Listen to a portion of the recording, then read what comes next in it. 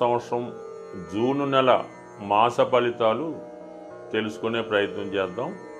మరి ముందుగా ఈ నెల ప్రారంభంలో ఉన్నటువంటి గ్రహస్థితి పరిశీలించినప్పుడు మరి కుంభరాశి అందే రాహుగ్రహం ఫ్రెష్గా మే 18నే రావడం జరిగింది. సుమారు 1.5 సంవత్సర కాలం పాటు రాహు కుంభరాశి అందే సంచారం జరుగుతుంది.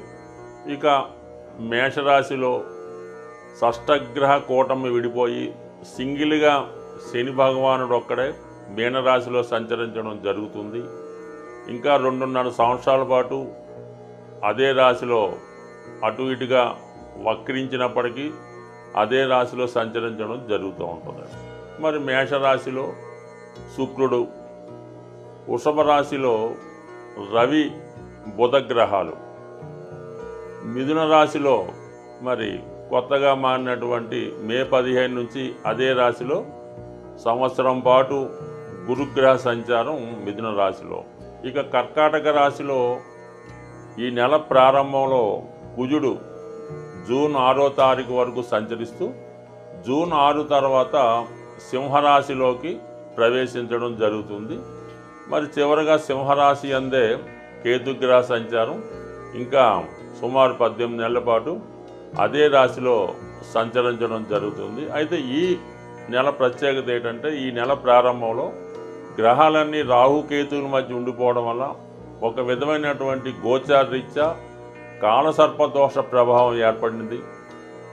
అలాగే వృషభ రాశిలో రవి బుధుల సంచారంతో బుధాదిత్య యోగం ఏర్పడింది.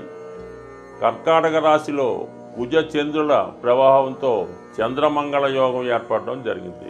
ఈ 3 యోగాలు కూడా ఎంతో కొంత వివిధ రాశుల వారి మీద ఎక్కువ ప్రభావాన్ని చూపడం జరుగుతుంది. మీనరాశి వారికి 2025వ సంవత్సరం జూన్ నెల మాస ఫలితాలు పరిశీలిద్దాం. ఈ రాశి వారికి మరి రాశి అందే శనిగ్రహ సంచారం అంటే షష్టగ్రహ కూటమి ఈ రాశిలోనే ఏర్పడింది. నెమ్మదిగా అది 5 గ్రహాలు 4 గ్రహాలు 3 గ్రహాలు మారి చివరికి శని ఒక్కడే ఏకాకిగా మీనరాశిలో సంచారం చేయడం జరిగింది. అంటే దీన్ని బట్టి ఏంటంటే గతంలో మీ చుట్టూ ఉన్నటువంటి బంధువులు మిత్రులు శ్రేయోభిలాషులు అందరూ కూడా మిమ్మల్ని చాలా వరకు వాడుకొని ఇప్పుడు మిమ్మల్ని ఒంటరిగా చేసి నీ పాటలేవో నువ్వు పడినైనా మాకేమి సంబంధం లేదని మిమ్మల్ని ఏకాకిగా విడిచిపెట్టినట్టు ఉంది మీ యొక్క స్థితి. అందువల్ల ఇప్పుడు ఈ మిగతా గ్రహాల ప్రభావం పోవడంతో కేవలం శని యొక్క ప్రభావం ఈ మీనరాశి వారి మీదే జరిగింది. అందుకని ఇప్పుడు వీళ్ళు చాలా వరకు వారి పని వారు చేసుకుంటూ చాలా కష్టపడి క్రమశిక్షణతో ఉండవలసి ఉంటుంది. సో అందువలన ఏంటంటే ఈ సమయంలో మీరు చాలా వరకు ఎవరి మీద ఆధారపడకుండా మిమ్మల్ని మీరే ఉద్ధరించుకుంటే చాలా బాగుంటుంది. చేసే ప్రతి ప్రయత్నం కష్టం అనిపిస్తూ ఉంటుంది. అంటే ఇది మళ్ళీ 3 రకాలుగా ఉంటుంది. విద్యార్థుల మీద అంటే 26 లోపు వారి మీద విద్యా విషయాల్లో ఆటంకాలు ఫెయిల్యూర్స్ మళ్ళా ప్రయత్నం చేయడం జరుగుతూ ఉంటుంది. మిడిల్ ఏజ్ 50 to 55 లోపు ఉన్నవాళ్ళు ఆర్థికపరమైనటువంటి రుణ బాధలు, పిల్లలు సెటిల్ అవ్వలేక ఆల్తో బాధలు, ఇవన్నీ చికాకు పడుతూ చాలా వరకు ఒంటరిగా బాధపడటం తప్ప వేరే అవకాశం లేదు. ఇక వృద్ధులు 65 దాటిన వాళ్ళకి అనారోగ్య సమస్యలు, పలకరించే దిక్కు లేక వాడి భోజనం కూడా ఏదో టైంకి దొరక్క ఇబ్బంది పడుతూ ఎప్పుడు పెడతారని ఎదురు చూసే స్వభావంతో ఈ వృద్ధులు ఉండే అవకాశం ఉంది. ఏదైనా ఈ సమయంలో మీకు మీనరాశిలో ఉన్న వాళ్ళకి దైవ ఆరాధన తప్ప మీరు మీ చుట్టూ ఉన్నటువంటి మనుషుల్ని కాకుండా కేవలం భగవంతుని నమ్ముకుంటేనే మీరు ఈ సమస్యల నుంచి బయటపడగలరు. ఎవరి మీద ఆధారపడినా ఉన్నది గుల్ల చేయడం తప్ప వారి నుంచి మీకు ఏవి ఉపయోగం ఉండదు. ఎవరినైనా మీరు ఈ సమయంలో సహకారం అడిగితే మీ దగ్గర ఏమున్నది, ఇతని వల్ల మనకేమైనా ప్రయోజనం ఉంటుందా, కనీసం ఏదైనా కొంత మనకి ప్రతిఫలం ఇవ్వగలడా, చివరి రోజులైనా ఏదో చెల్లించగలడని ఆలోచించి మాత్రమే ఇప్పుడు మిమ్మల్ని చేరదీయడం కానీ ఏదైనా అయ్యో అని ఆదరించడం కానీ జరిగే అవకాశం ఉంది. ఏది మీ దగ్గర లేనప్పుడు అంటే ఏదో ఒక ఆస్తో పెన్షన్ ఏదో ఉంటే అందరూ చూస్తారు. ఇప్పుడు ఏమీ లేనప్పుడు మాత్రం కంపల్సరీగా మీరు మరి ఎదురు చూడవలసిందే మోక్షం కోసం.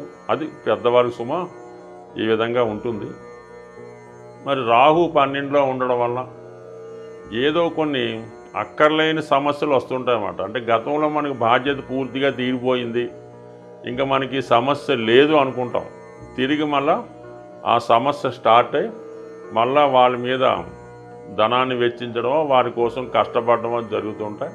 కొన్ని తప్పనిసరి పరిస్థితుల్లో కొన్ని బంధాలు మీకు ఏర్పడడం జరుగుతూ ఉంటుంది. ఇది గత జన్మలో చేసుకున్నటువంటి పాపమో పుణ్యమో ఈ జన్మలో మిమ్మల్ని వేధించే అవకాశం ఉంది. కాబట్టి దీనికోసం కూడా మీరు ప్రిపేర్గా ఉండవలసి ఉంటుంది. ఇక దాని తర్వాత కొద్దిలో కొద్ది బెటర్ ఏంటంటే అంటే ధనస్థానంలో శుక్రగ్రహం తృతీయ అష్టమాధిపతిగా శుక్రుడు ధనస్థానంలో ఉండడం వలన ఏదో ఒక ప్రభుత్వ పథకమో ఎవరైనా మీ యొక్క బంధువులు మీకు బాబు మీకు నెలకొకంత కంపల్సరిగా ఒక 10,000 1,00,000 పంపిస్తూ ఉంటాం, నువ్వు జాగ్రత్తగా ఉండు తర్వాత చూసుకుందాంలని ఈ విధంగా సహకరించే అవకాశం ఉంది. అది ముఖ్యంగా స్త్రీలు అయి ఉండవచ్చు. అంటే స్త్రీలు అంటే బయట వారు ఎందుకు చేస్తారో, మీ కుమార్తె మదరో చెల్లెలో అక్కో అవ్వచ్చు, ఇంకా వేరే విధమైతే అర్థం చేసుకోవద్దు. మీకు మీ కుటుంబ సభ్యులైనటువంటి స్త్రీలు మీకు కొంత ఆర్థికంగా మిమ్మల్ని ఆదుకునే అవకాశం ఉన్నది. ఇక గురువు చతుర్థ స్థాన సంచారం వల్ల ప్రశాంతమైన జీవితం ఏర్పడుతూ ఉంటుంది. ఉండడానికి ఒక ఆసరా ఏర్పడుతుంది, ఏం పర్వాలేదు. విద్యార్థులకి మళ్ళీ చదువులో ప్రోత్సాహం లభిస్తుంది. కంప్లీట్గా మీ యొక్క విద్యని కంప్లీట్ చేసుకుంటారు. ఒక మంచి విద్యా సంస్థలో ప్రవేశం జరుగుతుంది. ఇంకా ఉద్యోగ ప్రయత్నాలు చేస్తున్న వారికి కూడా ఏదైనా ఒక పాఠశాలలోనో ఆధ్యాత్మిక సంస్థలోనో మీకు కొద్దిపాటి ఉపాధి అవకాశాలు లభించే అవకాశం. అంటే మామూలుగా హ్యాపీగా వెళ్తున్న వాళ్ళు కాదు, ఎవరైతే కొద్దిగా ఈ దశ అంతర్దశల రీత్యా కొంత ఇబ్బంది పడుతున్నారో, ఉద్యోగం పోగొట్టుకొని ఉంటారో వారికి ఒక విధమైనటువంటి తేలికపాటి చిన్నపాటి ఉద్యోగం దొరికే అవకాశం ఉంటుంది. ఏదైనా ఒక ఆధ్యాత్మిక సేవా కేంద్రంలో దొరికే అవకాశం ఉంది. బట్ ఏదైనా మీనరాశి వారు చాలా జాగ్రత్తగా వ్యవహరించాలి, చాలా క్రమశిక్షణతో ఉండవలసి ఉంటుంది. మళ్ళీ ఏదో ఒక బంధం మిమ్మల్ని వెంటాడబోతుంది, ఏదో ఒక పెనాల్టీయో పనిష్మెంటో రాబోతుంది.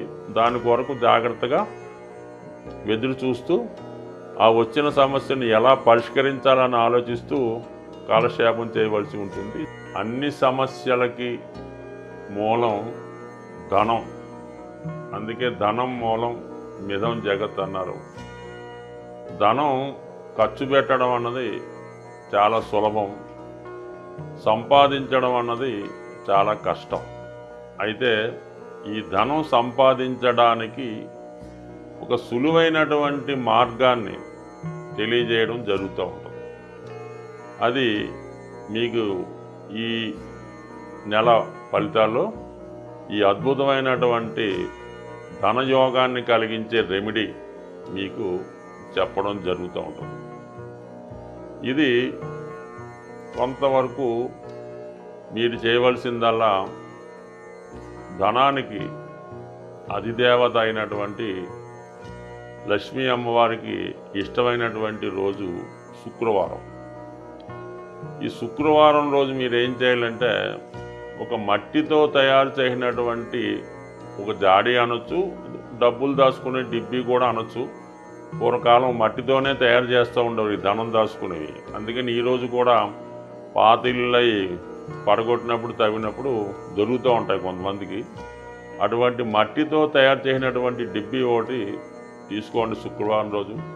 దాన్ని శుభ్రంగా మంచినీళ్ళతో శుభ్రం కడిగేసి పసుపుతో దాన్ని రాసి ఒక మూల పెట్టుకొని ప్రతి శుక్రవారం కూడా 6వ సంఖ్య వచ్చేలాగా ధనం అందులో వేయాలి.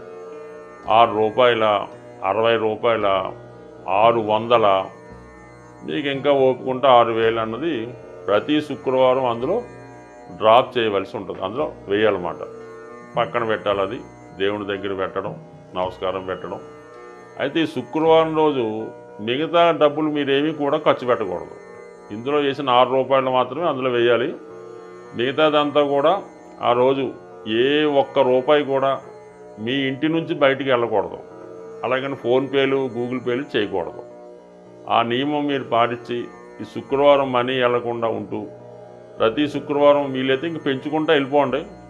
దాని తర్వాత ఒక సంవత్సరానికో ఎంతో దాన్ని ఓపెన్ చేసి దాంతో ఏదన్నా ఈ వరలక్ష్మి వ్రతంకి ఎప్పుడైనా తీసుకోవచ్చు.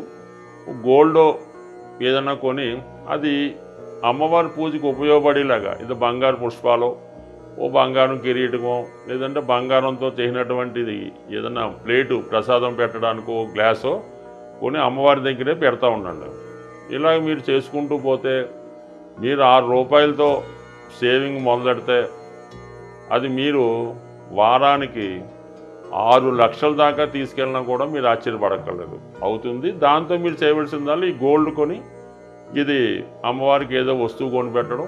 మళ్ళీ మీకు బాగా మీరు దాన్ని మళ్ళా మీ ఇంట్లో ఒక అమ్మాయి పుడితే ఆ అమ్మాయికి, అంటే అమ్మాయి కూడా లక్ష్మీ స్వరూపం కాబట్టి ఆవిడకి మీరు అవి కానుకగా ఇవ్వచ్చు, బంగారు ఆభరణాలు కూడా ఇవ్వచ్చు. బట్ ఏదన్నా ఈ శుక్రవారం 6 సంఖ్య ఇది కాకుండా మిగతాది కూడా బయటికి వెళ్ళకూడదు. ఇంకా అది ఎంత గొప్ప అవసరమైనా సరే అక్కడతో శుక్రవారం నాడు స్టాప్ చేసి శనివారం మార్నింగే పేమెంట్స్ అన్నమాట. ఈ విధంగా చేసి చూడండి. ఇంచుమించుగా నాకు తెలిసి ఈస్ట్ గోదావరి జిల్లాలో అపర కుబేరులు ఉన్నారు, వాళ్ళంతా కూడా ఈ నియమాన్నే పాటిస్తున్నారు. స్వస్తి.